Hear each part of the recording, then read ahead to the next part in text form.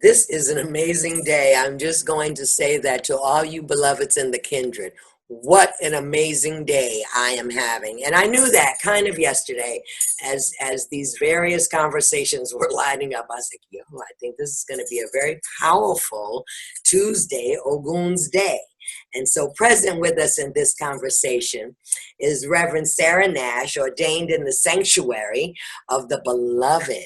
And look how many times I say beloved. Do you know that she and I are related? We knew the first time we talked that we must be related. And the founder of the White Light Express. So we wanted to get that introduction just right, because these are going to go by, and I'm telling you, between the 20 and 40 minutes that we talk, it's a powerhouse of information. And we give you that information up front because, you know, whether or not, we hope that Sarah comes back with us in this weekend to actually do what we're going to talk about in these few minutes, soul retrieval and past life regression, that type of thing. But if you have questions, because for some of these people, they're time traveling quicker than their mind can keep up, which is why she and I are having this conversation today, so we can shed some of that lighthouse shine on that, and people won't be afraid of it. They'll know that this is karma coming back around, and we have tools to be able to handle it. So Sarah, you know, my imagination is so good, and I love it. This is probably the best thing I love about myself. You know how you have certain things you love about yourself, you're just in love with. This is that one that takes me into the magical other realms of dragons and ley lines and grid work and gatekeepers. And for all that comes with that, Reverend, and what you've done and what you do, for goodness sake, with labyrinths. What I know of you as a spiritual midwife is you stand, just as we were just saying before the camera come on, you stand in a place where rhythms of the earth move and inform you. And it may take you some time to articulate it and get it into a language with us lay people where we understand like you understand. Yeah. But some people, particularly, and we're going to talk about that on Saturday, those who were blessed from heaven with the gifts of grid work and gatekeeping, that they in themselves are an actual portal in the earth. And y'all might think this is talking over your head, but it's not. I'm going to give you the ABC on this right quick. The reason that we have opened this up is because all the places of all the massacres, you've by now gotten my resource list of what is in the earth that has rattled our cages, that is like a pimple on your face and has to come up to be healed right now, is what Sister and I are getting ready to talk about. We're getting ready to talk about where we each left, or our ancestors left, fragmented parts of ourselves or our souls or our realities, and we're going to go in there and heal that up and clean that up. And that's what you do in soul retrieval. And the reason we're so excited to talk to Reverend Sarah today is because she's going to explain that to you in a way that is not overwhelming. You know, you might have just sidestepped it thinking it was some metaphysical magic, but it's a real brown earth thing, like why we bury our people in the earth. And if you don't think there was already work to do, why don't you just count your way to 115,000 that haven't had funerals, where people stood in a sacred way and witnessed the commitment of the physical robes to the earth. All that counts.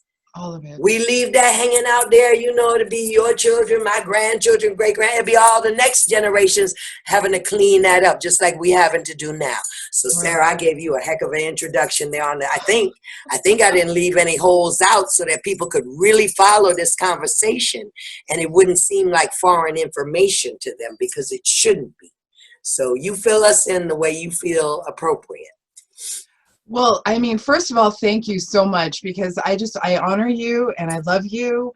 And we talk about these powerhouses, and all morning long, I've been sitting in meditation going, I'm going to talk with Sangoma, and my God, you know, please stay with me, because this woman is so amazing. You make me cry. And I'm just so, so grateful that you love me the way that you do.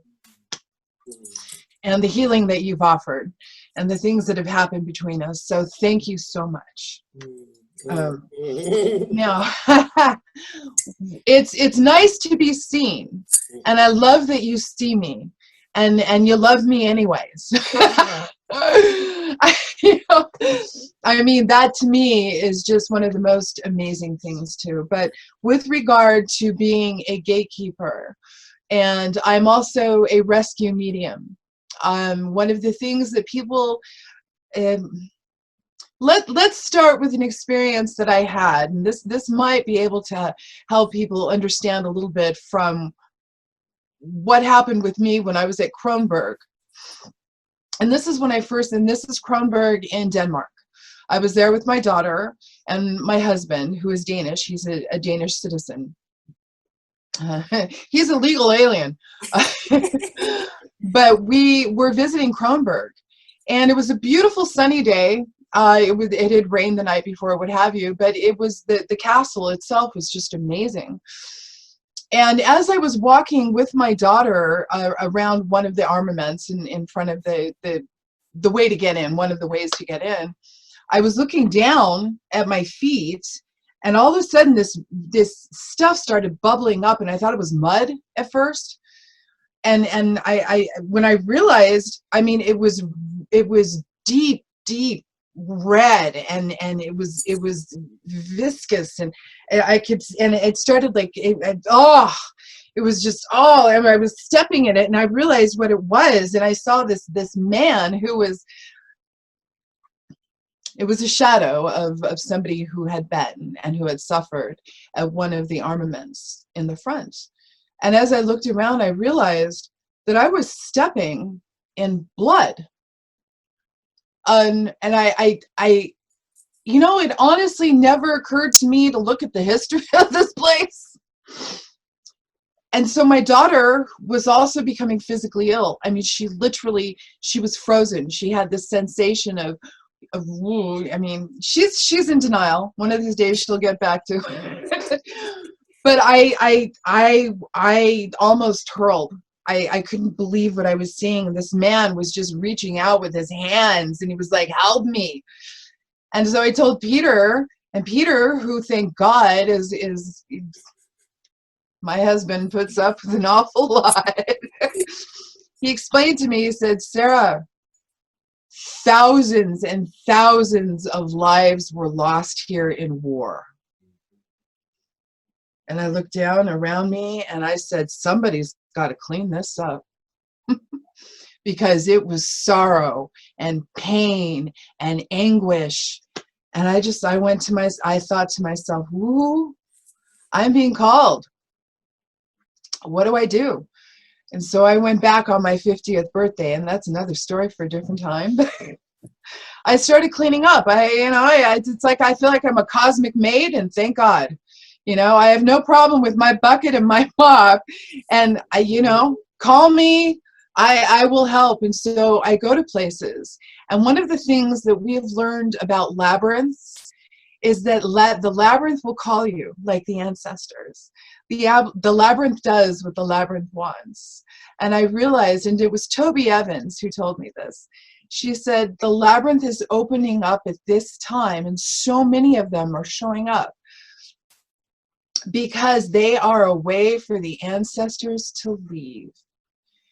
And so we are setting up labyrinths all over the world and in places, and we're calling them in because they want to leave. This burden is not theirs to carry anymore, because you cannot unrape, unmurder, any of that.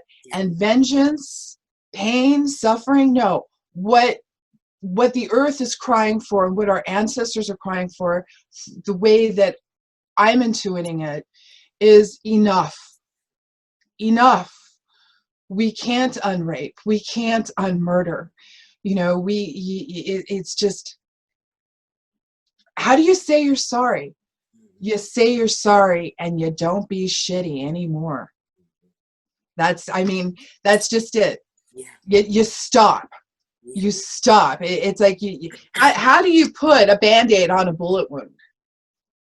But you can transmute it. I'm going to jump in here because I heard that, and then it took me back to the story you told me last night of your German ancestor. And Yes. so there are pockets. If we looked at a low bridge, how did we get from the story you just told over Right. here to doing the work? No, we'll release a certain number of them, but then some fall into the lane of this story you're about to tell us here Right. about. Yes, about your So ancestors. my maternal grandmother, and this is what my Aunt Roberta told me, and I'm adopted. I don't know my biological family, and I was only able to speak with them once. And it was, and you know, and now I'm moving beyond that. I want to keep everybody safe, and I don't want to step on anybody's toes, But my Aunt Roberta told me about, on my maternal grandmother's side, her great grandfather came from Germany. He was the 9th child, and his last name was Gruff. And he was there legitimate. he he was black. But you know, he looked like a white man, and he had no idea what he was stepping into when he got on that boat from Germany, and he was heading into America, and they said, no, you don't want to do that because this is what's going on. And he kind of sat back and he went, what? What are you people doing to black people? So he went in through Canada, but at that time, what had happened on the boat was there was a man named Fisher who died. So this man, my great-great-grandfather, great-great-great-grandfather, three generations down, he assumed the name Fisher because he was very wealthy.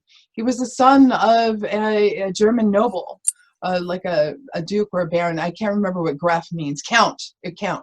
Graf means count.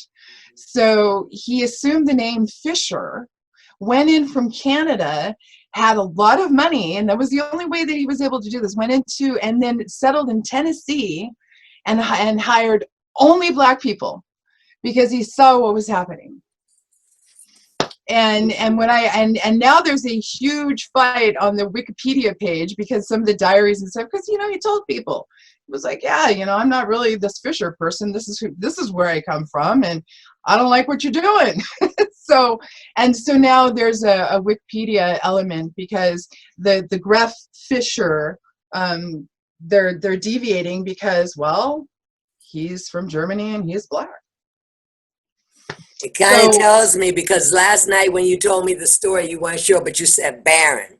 But now, when I first saw, there's some things, I always get the signals. That's why my grandmother said, watch the signs and the symbols when you get older. They'll tell you everything you need to know. And the first time I saw the Count of Monte Cristo, I was mesmerized. I have to watch it 3 times. Yeah. And that story you just told just reminded me. That's why I'm attached to that. Because I figured, like, where in what lifetime did I know a Count? You know what I mean? And I do know I'm related to you. I do know we have done other lifetimes before. So however that goes. Yeah. I feel it so much. And that's what, you know, one of these days you and I are going to talk about Leah Rose, and she can come home to you. Yeah. So, darling, what do we have to look forward to? I know I said to you last night in this, I wanted to get across to people who were looking at these one-on-ones like the main nugget or the appetizer.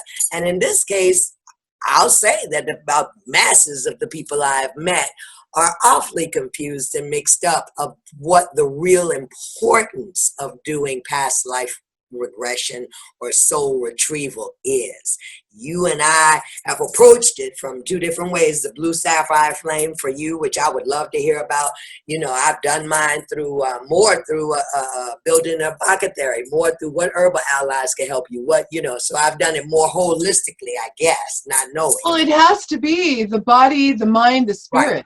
Right. You've got to heal the body, because I mean, this is one of the reasons why I do activation of the divine genome. Mm-hmm. I mean, we carry in our DNA so much of what our ancestors have done, shame or pride or ego or things that they block us from what our true potential can be. And now our ancestors are crying out, enough. So our DNA, our very DNA is being supercharged with the ability to move through with grace and just the opportunity to drop into our hearts, because one of the problems that we have at this time, I feel,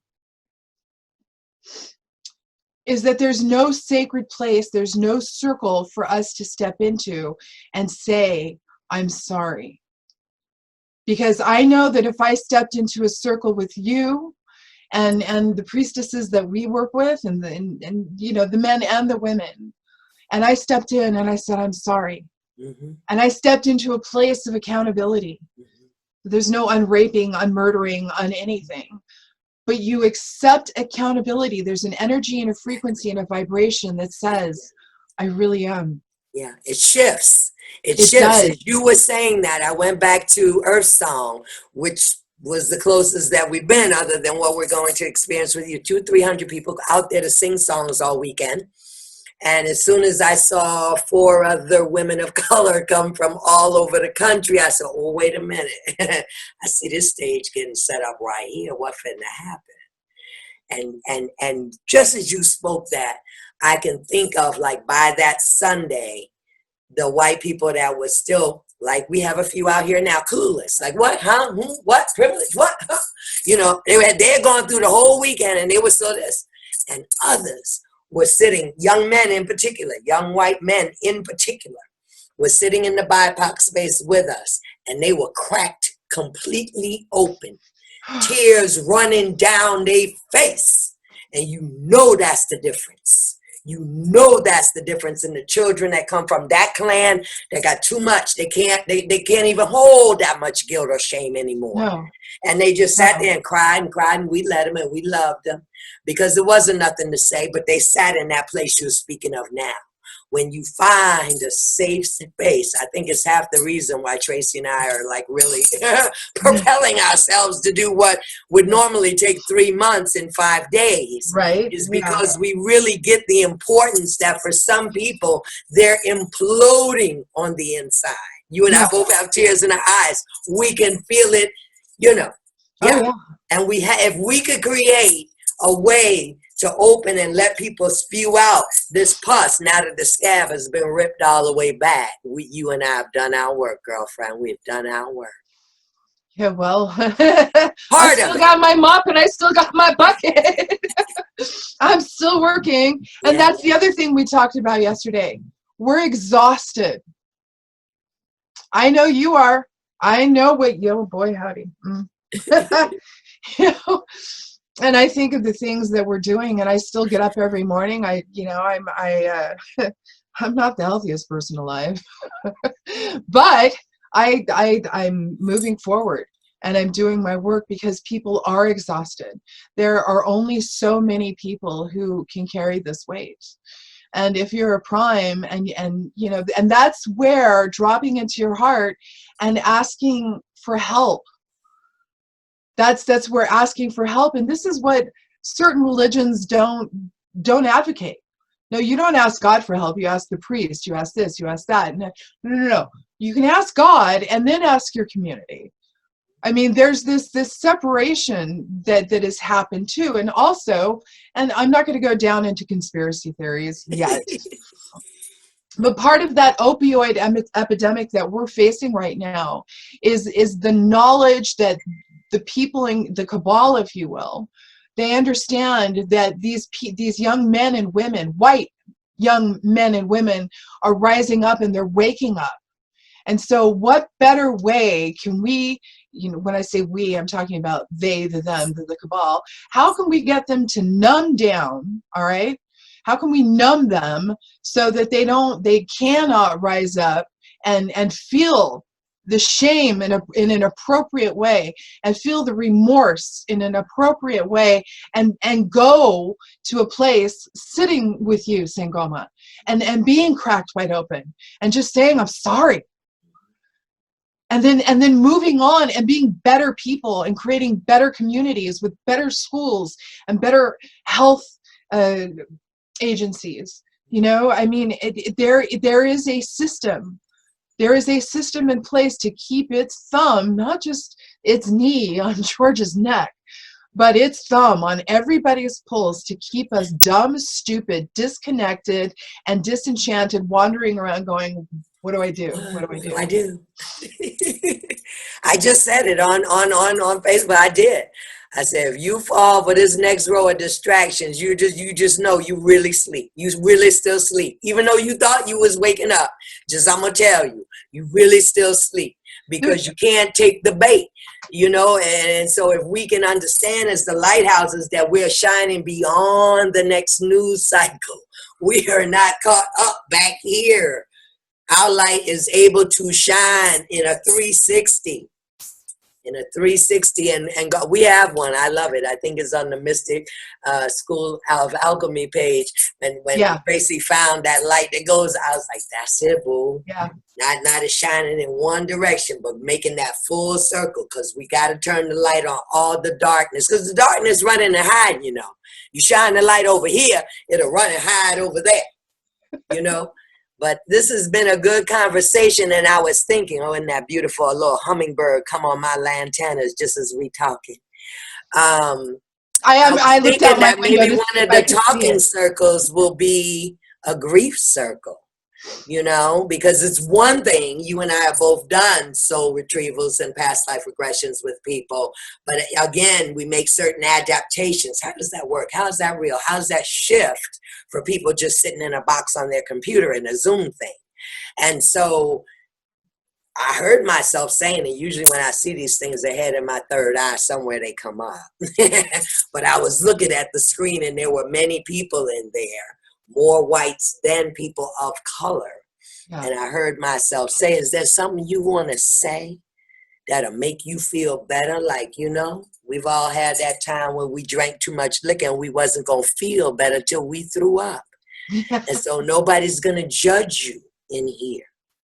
Nobody's going, we're just simply going to witness and love There you you go. through Witness. anything you feel you want to release from any lifetime to be healed in this moment of these lighthouses right now, because it can. Because I'm not in your house and you're not in mine. But we're all in this sanctuary, this sacred space. And it's going to be say, girl, we got some flute playing, drum beating, hand panning people all. So it's Yeah. going to be a sacred space, because we will depart this crazy world here for a minute and jump into the sacred to get the work done. So I want to invite people to listen. I have on every interview that we've done. It's important. I will do it. Rinse and repeat. You heard us talking, but trust, we said so much that you want to listen once or twice before we get to the weekend and ask yourself some hard questions. You gave people an awful lot to think about in terms of, where am I? What is my truth? And yeah, how am I going to get to it? Am I going to peel away some layers, or am I going to keep letting the layers be added on? The emotional trauma. Let's see where that goes. I don't think so. People's heads and hearts are reeling. No matter what color you are, we are reeling. We are forever changed. Whether you said goodbye to someone from COVID, or, you know, you just can't take another Black person dying in broad damn daylight. No, I can't. I really The can't. people with the uniforms to protect and serve, and knowing it's not a Netflix movie. No, this is happening in real time. And like you said, those of us, imagine, I every morning I pray for others like me to have husband, grandsons, like you say, any number of people that I could just sit and be worried about from day one. But I'm not going to worry. I take my lighthouse light, I send it on out like that 360. I sit with that.